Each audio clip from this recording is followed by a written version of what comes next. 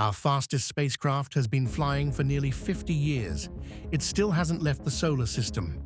Not even close. Most people think they understand how big the solar system is. 8 planets, some rocks, a lot of empty space. The version that fits on a classroom poster. Neat, contained, manageable. That version is wrong.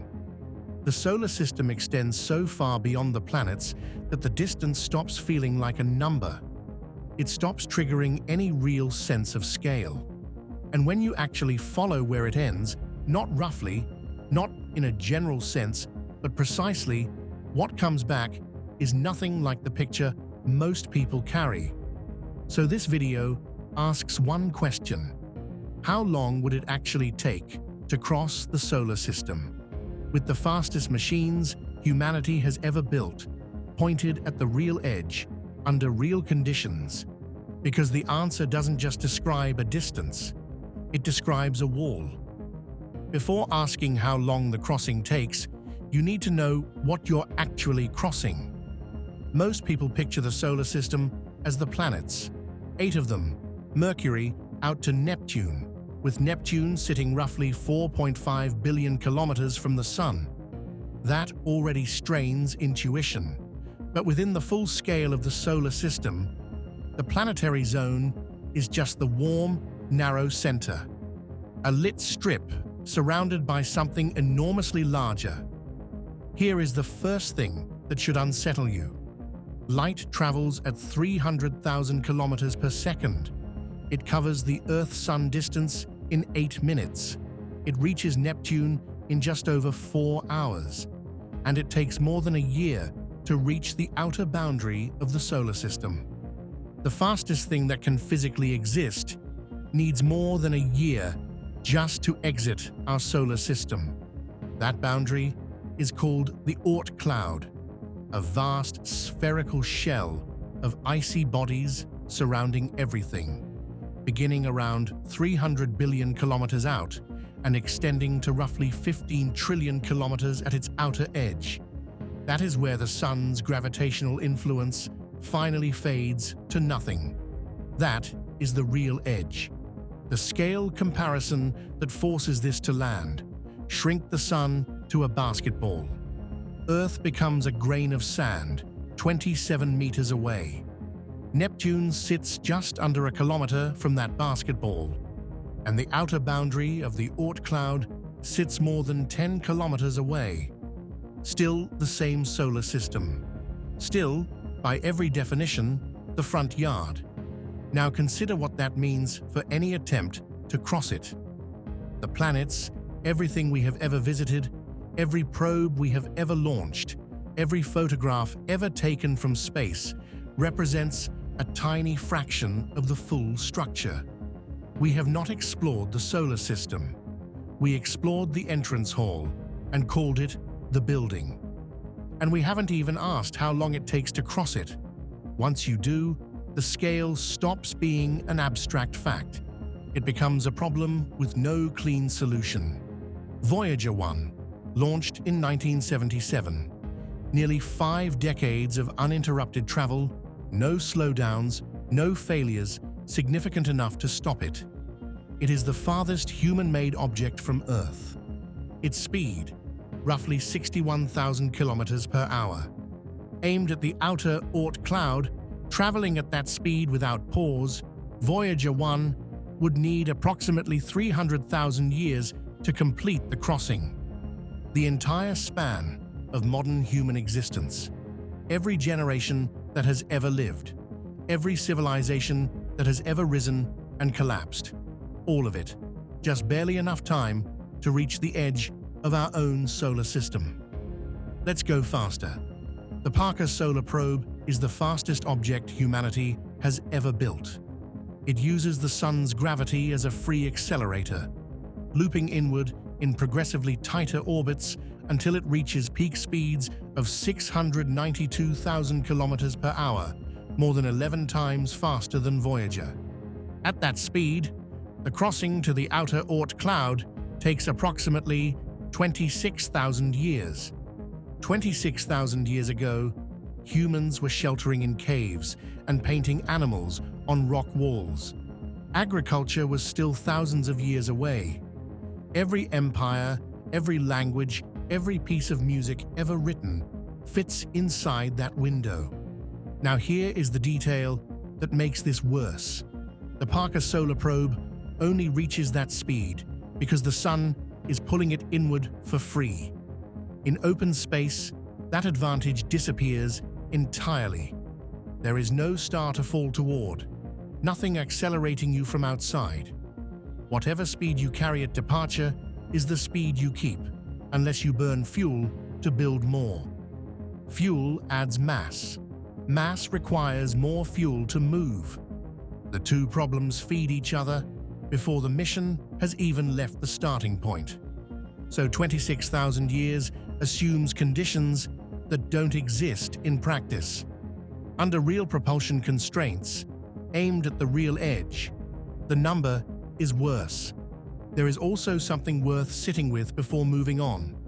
These numbers describe unmanned probes, machines with no biological needs, no psychological limits, no requirement for food, water, or breathable air. A probe can drift for centuries without consequence. It does not get tiring. It does not need to sleep. It does not watch the decades pass and reckon with what that means.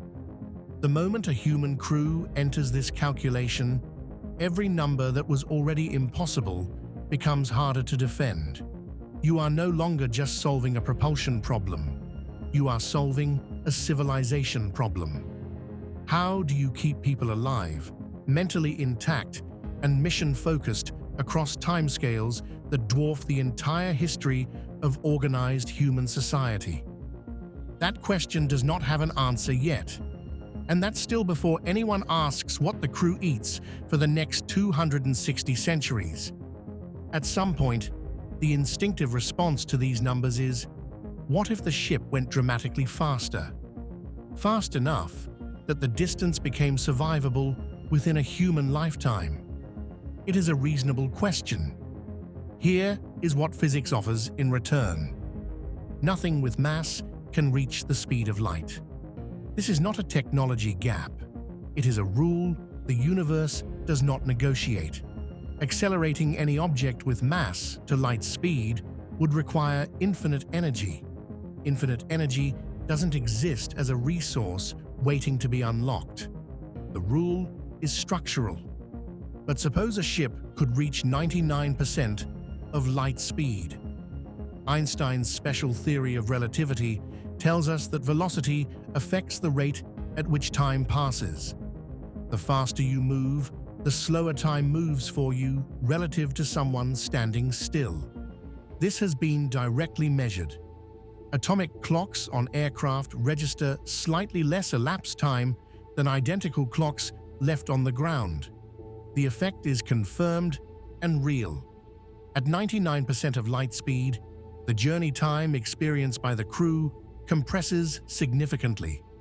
What spans decades in Earth time shrinks from the perspective of the people aboard. For a brief moment, that sounds like a genuine way through. It isn't, because reaching that speed requires building toward it gradually at a rate the human body can survive. A tolerable acceleration, roughly equivalent to Earth's gravitational pull, takes close to a year of continuous thrust just to approach near light speed. That is a year of burning fuel before the crossing even begins. Decelerating at the far end costs the same again. The total fuel demand for that full sequence doesn't grow in proportion to the distance. The closer you push toward light speed, the more energy every additional fraction requires. The curve steepens sharply, and near the top becomes nearly vertical. The fuel required to complete this mission exceeds anything we could build, carry, or launch. Not slightly, by an enormous margin. And there is a subtler problem buried inside the fuel calculation that rarely gets mentioned. The fuel itself has mass, which means accelerating the fuel requires more fuel, which also has mass. The further you chase this chain, the more the numbers collapse inward on themselves. Engineers have a name for this relationship. It is called the rocket equation, and at the velocities required for a near light speed crossing, the rocket equation does not produce difficult answers. It produces answers that approach the physically absurd. Because fuel is at least a problem you can calculate. The next obstacle doesn't care how advanced the ship becomes. Something changes fundamentally at near light speed, and it has nothing to do with fuel or engines. The thin scattering of gas and particles distributed through space, harmless at low velocities, becomes a different kind of threat entirely when you are moving at a meaningful fraction of light speed. Individual hydrogen atoms, the most common particle in the universe, collide with the hull, carrying the energy of rifle rounds, not occasionally, every second, thousands of impacts per second without pause for the entire crossing. The ship is not moving through emptiness. It is flying into a continuous wall of collision. Shielding dense enough to fully absorb that bombardment across decades of travel would carry so much mass that the fuel required to accelerate it to near light speed cannot physically exist, and shielding that partially absorbs the impacts wears down gradually. Microscopic damage accumulates over years, then decades, with no opportunity to inspect, patch, or replace. In deep space, past any possibility of turning back, structural failure is not a solvable emergency. Then there is what happens to starlight at those velocities. Radiation from sources ahead of the ship gets compressed and shifted upward in energy. What arrives as visible light transforms into ultraviolet radiation, then X-rays, then gamma rays. The forward-facing surface of the spacecraft would be continuously bathed in radiation that kills unprotected crew not over years, but within minutes of exposure. Addressing the particle problem and addressing the radiation problem require physically different solutions that may be fundamentally incompatible. Every additional layer of protection adds mass. More mass demands more fuel. More fuel adds more mass to move. The engineering does not converge toward an answer. It branches into a widening set of trade-offs with no clean exit, and underneath all of it, the crew. A sealed vessel with no resupply, no outside expertise, no replacement components. The human body deteriorates in low-gravity environments over extended periods in ways current medicine cannot fully reverse. Every medical event is handled by whoever is present with whatever was packed before departure. Every system failure is diagnosed and repaired by the crew alone, using only what the ship launched with. More redundancy means more systems. More systems means more things that can break. Every attempt to make the mission safer adds weight to a structure already straining under its own constraints. What makes this particularly difficult to reason about is that none of these problems arrive loudly. The shielding doesn't fail all at once. The crew doesn't deteriorate overnight. The systems don't collapse in a single moment. Everything degrades slowly, incrementally, across time scales that make it almost impossible to identify the precise point at which survivable became unsurvivable. The mission doesn't end with a crisis. It ends with an accumulation of quiet, compounding losses that began long before anyone recognized them as a pattern. The trap doesn't announce itself. It assembles quietly, one decision at a time, and it leads directly to something that receives almost no attention in conversations about deep space travel. There is a moment in any serious deep space crossing that almost never gets discussed. It arrives earlier than most people would expect. There is a point at which the fuel required to decelerate, reverse course, and return to Earth exceeds whatever the ship is physically capable of carrying. Not because of any failure, not because of any emergency, simply because of what velocity and distance do to the arithmetic of propulsion at this scale. Past that point, returning is no longer a decision.